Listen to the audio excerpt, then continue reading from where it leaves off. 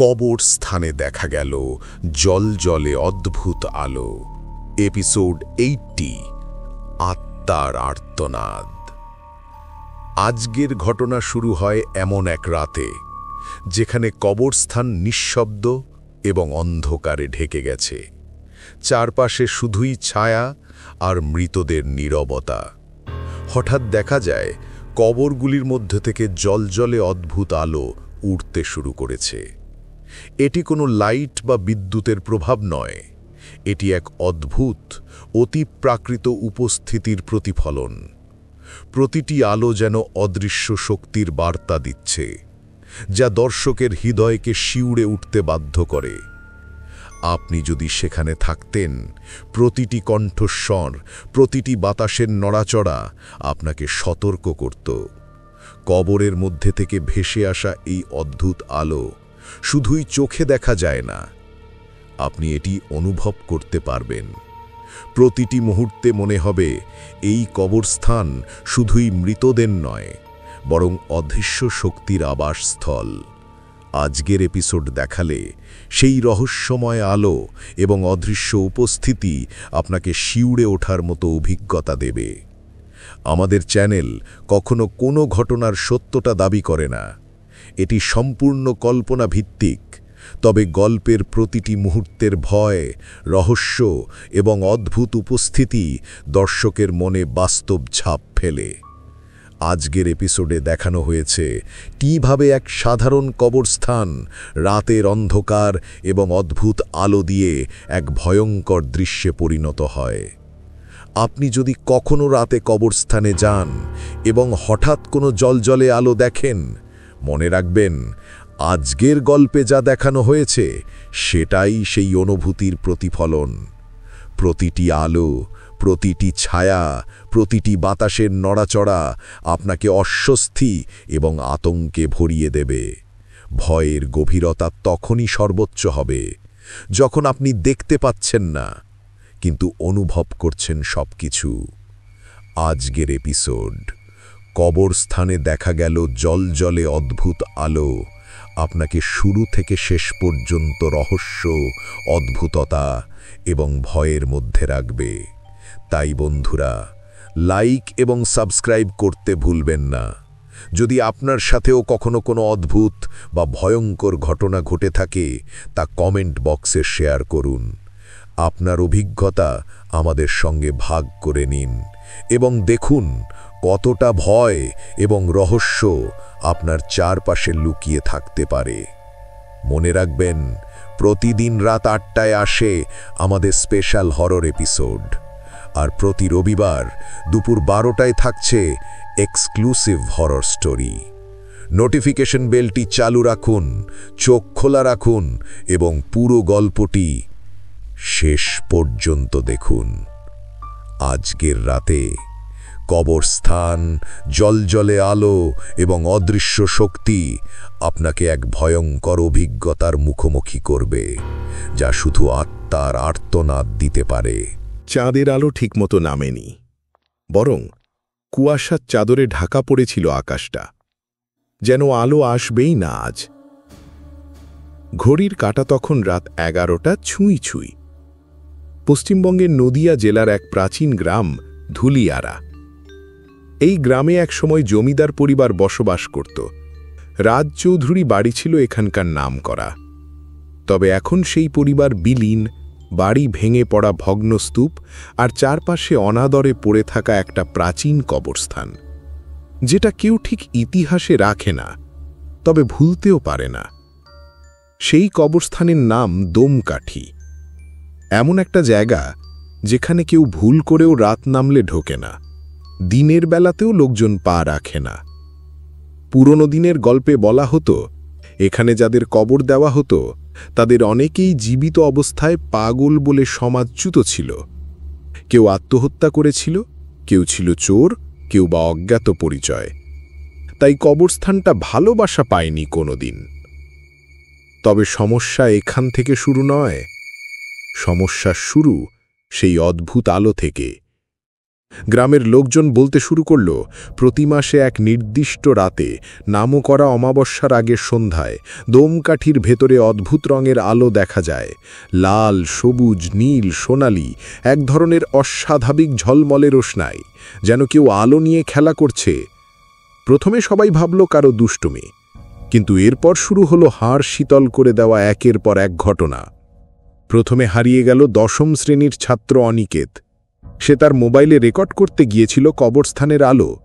ফোনের শেষ যে ভিডিওটা পাওয়া গিয়েছিল তাতে দেখা গিয়েছিল একটা আলো ধীরে ধীরে তার দিকে এগিয়ে আসছে, তারপর ভিডিও থেমে যায়। তার শরীর পাওয়া যায়নি, শুধু তার মোবাইল কবরস্থানের একটা কবরের ওপর পড়েছিল পরদিন সকালে। এই ঘটনার 3 দিন পরে গ্রামের দোকানদার সোমনাথ বাবুর স্ত্রী শুনতে পান মাঝরাতে কেউ কবরস্থানের দিক থেকে তার নাম ধরে ডাকছে, আর সে ডাক একেবারে অনিকেতের গলা। কিন্তু সে ডাক ছিল, তার মধ্যে একটা বিষাদ মেশানো ছিল, যেন সাহায্য চাইছে। কিন্তু সেই সাহায্য চাওয়ার মধ্যে ছিল এক ধরনের খিঁচুনির মতন টান। এরপর থেকে কবরস্থানের পাশের বাড়িগুলো থেকে লোকজন একে একে পালাতে শুরু করে। যারা ঠেকেছে তারা রোজ রাতে জানালার কাছে আলো ঝলমলের প্রতিবিম্ব দেখে আতঙ্কে জেগে থাকে। গ্রামের মানুষ রটনা শুরু করল, ওখানে যারা কবরস্থ তাদের আত্মারা জেগে উঠেছে, ওই আলো ওদের নিশানি, ওরা চাইছে কিছু ফেরত, না হলে আর আলো না, এবার আগুন জ্বলবে। এই গল্পের মধ্যে সবচেয়ে বেশি হতবাক করেছিল অশ্বিনীপুর হাইস্কুলের শিক্ষক মৃণাল সেনকে। কারণ এক সন্ধ্যায় তার 8 বছরের মেয়ে রুচিরা খেলতে খেলতে বলেছিল, বাবা, আমি কাল রাতে আলো দেখেছি, আমি জানি কারা ওগুলো জ্বালায়, তারা মুখে মুখে কথা বলে না, চোখে বলে সব কিছু। মৃণাল চমকে উঠেছিল, কারণ তার মেয়ে রাত নামার আগে ঘুমিয়ে পড়ে, তাহলে সে আলো দেখল কিভাবে? কিন্তু পরদিন মৃণাল নিজেই দেখতে পেল সেই আলো।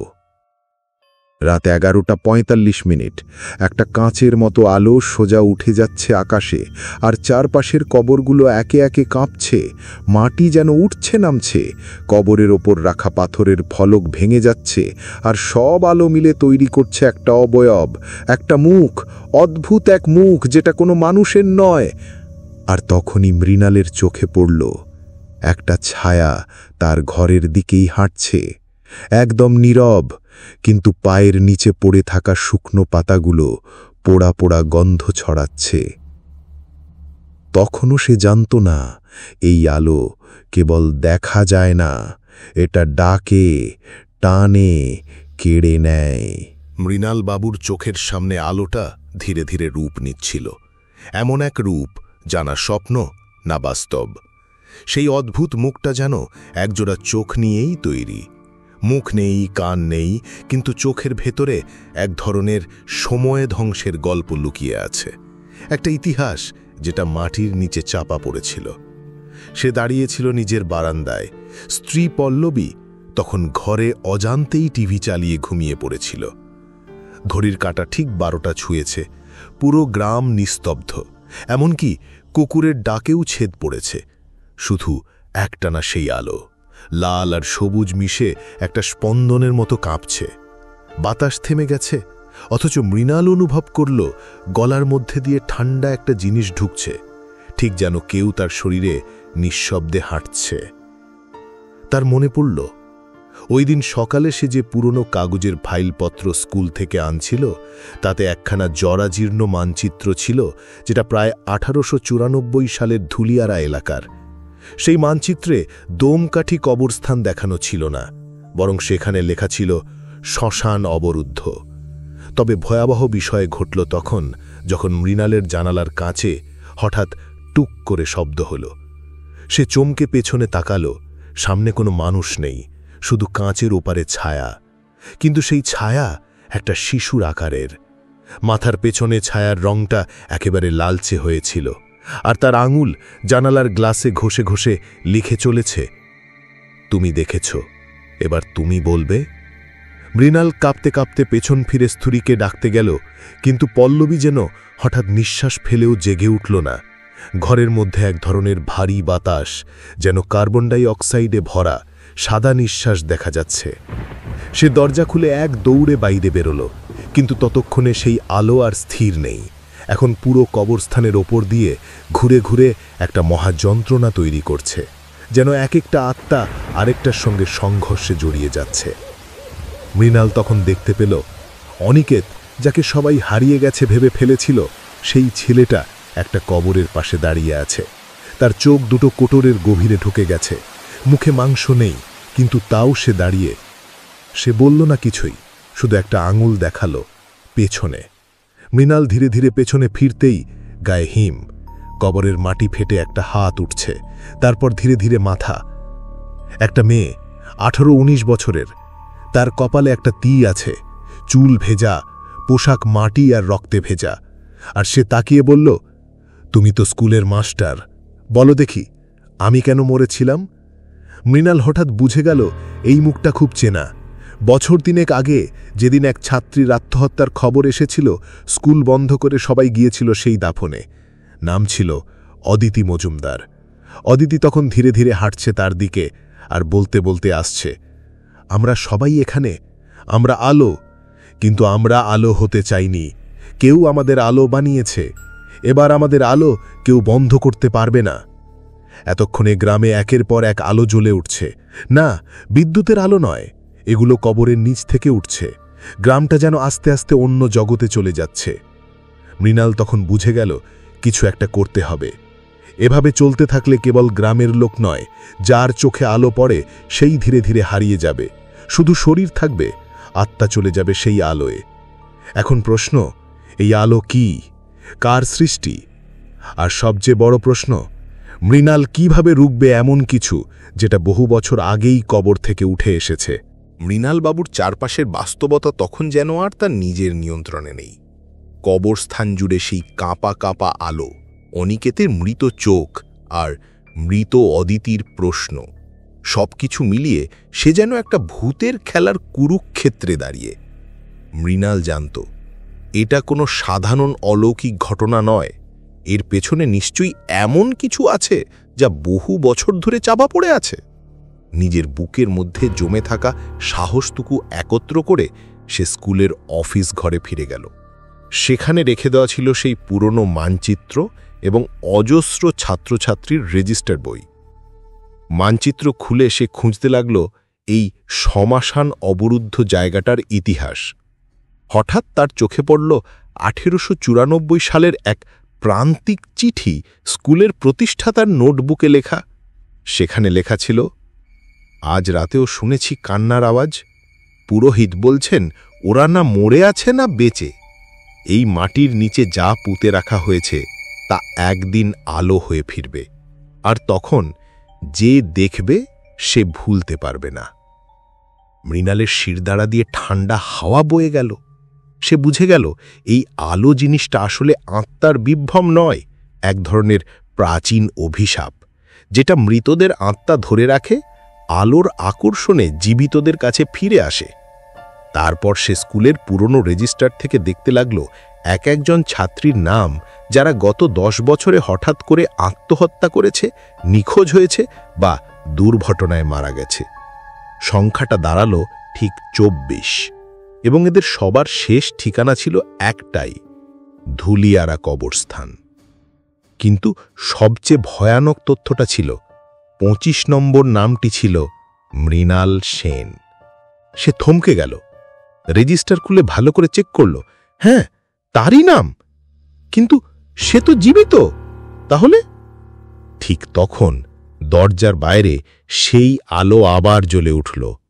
এবার কোনো আলো নয়, একটা কণ্ঠস্বর শোনা গেল, যা মৃণালের নিজের কণ্ঠের মতোই। তুই মরেছিস, তুই শুধু জানিস না। সে ধীরে ধীরে দরজার দিকে এগিয়ে গেল। হাত দিয়ে ধাক্কা দিতেই দরজা খুলে গেল নিজে থেকেই। বাইরে কবরস্থানে সে যা দেখল তা তার জীবন বদলে দিল।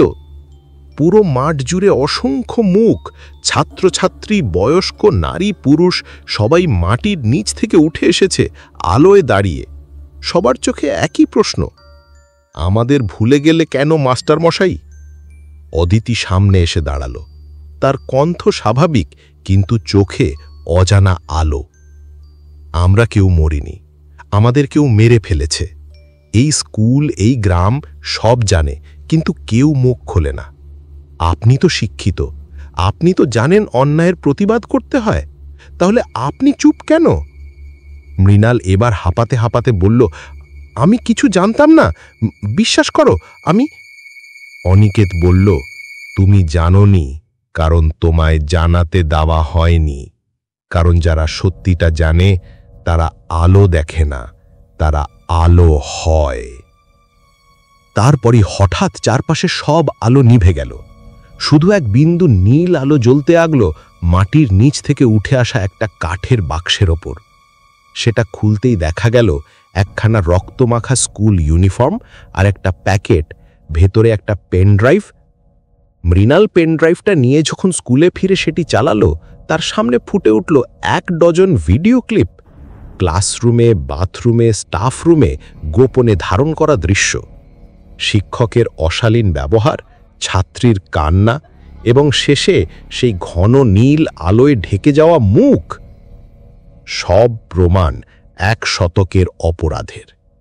এখন মৃণালের সামনে দুটো পথ: সব ফাঁস করে দেওয়া, যাতে গ্রামের সকলেই জানে সত্যটা, বা চুপ থেকে নিজেও সেই আলোর অংশ হয়ে যাওয়া। কিন্তু সে যদি ফাঁস করে, তাহলে কে জানে আলো তার পেছনে পড়বে কিনা। মৃণালের কাঁপা হাতের মধ্যে পেনড্রাইভটা তখন যেন এক জ্বলন্ত সত্য। ভিডিওগুলো খোলার সঙ্গে সঙ্গে তার চোখে ফুটে উঠেছিল 1 শতকের অন্ধকার ইতিহাস। একটা স্কুল যাকে সবাই ভেবেছে বিদ্যার মন্দির, আসলে সেটা ছিল নিরীহ ছাত্রছাত্রীদের নিষ্পাপ আত্মা শোষণের উপকরণ। রাত তখন গভীর, বাইরে আবারও বৃষ্টি নামতে শুরু করেছে। স্কুলের অফিস ঘর অন্ধকার। মৃণাল ধীরে ধীরে ডেস্কে বসে চিন্তা করছিল, প্রমাণগুলো কাকে দেখাবে। ঠিক তখনই হঠাৎ করে দরজা চাপা শব্দে খুলে গেল। আলো নিভে গেল নিজে থেকেই। কেউ একজন ঢুকল ঘরে, ছায়া কেবল। চেষ্টা করো না মৃণাল, অনেক বছর ধরে এভাবেই এসেছে অনেকে, কেউ ফিরেনি। মৃণাল প্রশ্ন করল, তুমি কে? কণ্ঠটা যেন অনেকগুলো কণ্ঠের সমন্বয়, পুরুষ, নারী, শিশু, সব একসাথে। আমরা সেই কণ্ঠস্বর যাদের থামিয়ে দেওয়া হয়েছে, কিন্তু আজ আমরা থামব না। তারপর সেই ছায়া ধীরে ধীরে ডেস্কের কাছে এগিয়ে এলো। মৃণালের হাতে ধরা পেনড্রাইভটা নিজে থেকেই ঝাঁকুনি দিয়ে ডেস্কে পড়ে গেল। ঘরটা হঠাৎ করে কাঁপতে লাগলো। ডেস্ক, চেয়ার, বই সব যেন বেঁচে উঠেছে। দেয়ালের ঘড়ি থেমে গেল। সময় দাঁড়িয়ে থাকলো ঠিক 3:12-তে। দেয়ালের ক্যালেন্ডার উল্টে গেল একাই, এবং সেখানে লেখা ছিল, আজ মৃত্যুর দিন নয়, আজ সত্যের জন্ম।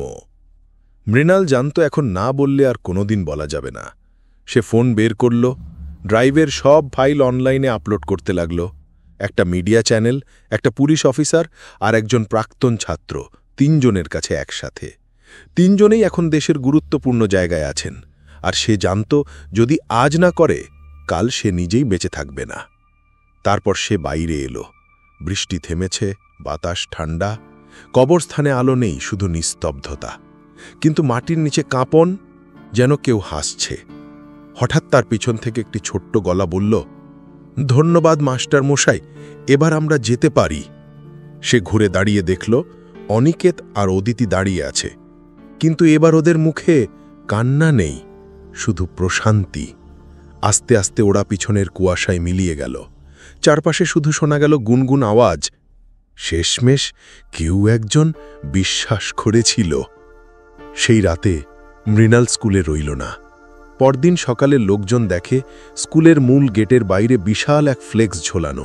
সেখানে বড় অক্ষরে লেখা, ধুলিয়ারা হাই স্কুল আর শিক্ষার মন্দির নয়, এটা ছিল মৃত আত্মার কারাগার। কিন্তু সত্য ফিরে এসেছে, এবার বিচার হবে। নিচে পেনড্রাইভের ফুটেজের QR কোড। সবাই দেখে। গ্রামে হুলুস্থুল পড়ে যায়, মিডিয়ায় বোমা ফাটে, শিক্ষা বোর্ড তদন্তে নামে, স্কুল সাময়িকভাবে বন্ধ হয়। কিন্তু কবরস্থানের সেই আলো আর দেখা যায় না। মৃণাল চলে যায় গ্রাম ছেড়ে। এখন সে পাহাড়ের ছোট্ট এক স্কুলে পড়ায়। কিন্তু প্রতি বছর 18ই অগস্ট রাতে ঘড়ি যখন 3:12 বাজে, সে জানালার পাশে দাঁড়িয়ে দেখে বাইরে মেঘে ঢাকা আকাশে একটা আলো ভেসে উঠছে। তারপর শুনতে পাই সেই চেনা গলা, আপনি আলো দেখেছিলেন, তাই আপনি আলোর বাইরে থেকেও বেঁচে থাকলেন। এটা শুধুই কি তার কল্পনা, নাকি সত্যি কেউ তাকে রক্ষা করেছে?